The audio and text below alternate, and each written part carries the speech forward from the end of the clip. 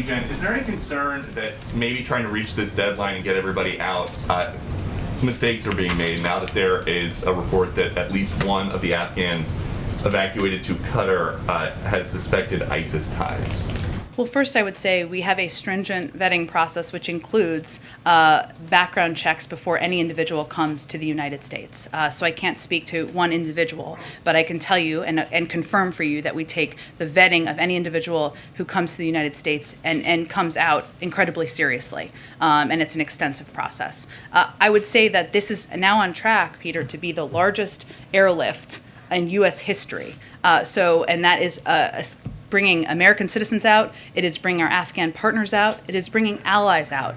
So no, I would not say that is anything but a success. Okay, and I know that you said yesterday it's irresponsible to say that Americans are stranded in Afghanistan right now. What do you say to the American citizen in Kabul that Fox spoke to this morning?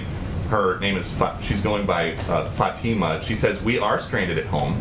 For 4 days, 3 days, we didn't hear anything from anywhere, and they're saying to go to the airport, but we're not being given clear guidance. Our emails are getting ignored. Well, why don't I convey to you exactly what we are doing? And I think what's important to note that I also said yesterday, in the full context of my answer, which I put out today, was that we are committed to bringing Americans home who want to leave. And that is the president's commitment. So let me explain to you how our process works. And there have been some very good questions, including from you and from others, about this. One, as we've said, this is a dynamic number. We're working hour by hour to refine and make it precise. Understand your desire and interest in having exact number of American citizens on the ground, and the State Department, I expect, will have an exact update on that tomorrow.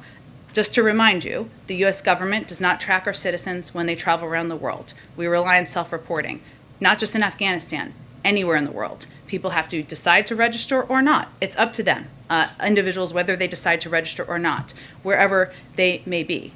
And if you register when you're in a country like Afghanistan, you aren't required to deregister.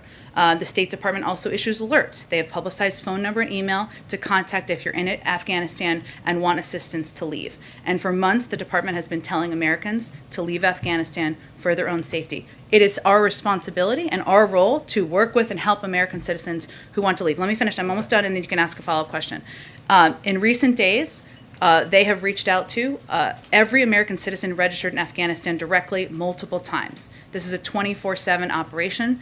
Embassies all over the world are supporting phone banking, text banking, and email efforts. If we are not in touch with this individual, give me their contact information and we will get in touch with them. If any of you are hearing from American citizens who can't reach us, give me their contact information and we will get in contact with them. Our estimate of the overall number of American citizens who are there can increase because folks are just now responding to our outreach who may not have registered.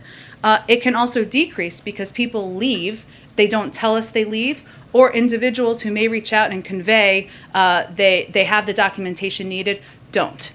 So there are a range of factors here, and it's our responsibility to give you accurate information. But that's what our focus is on. You say no Americans are stranded. This is someone in Kabul who says, I am stranded.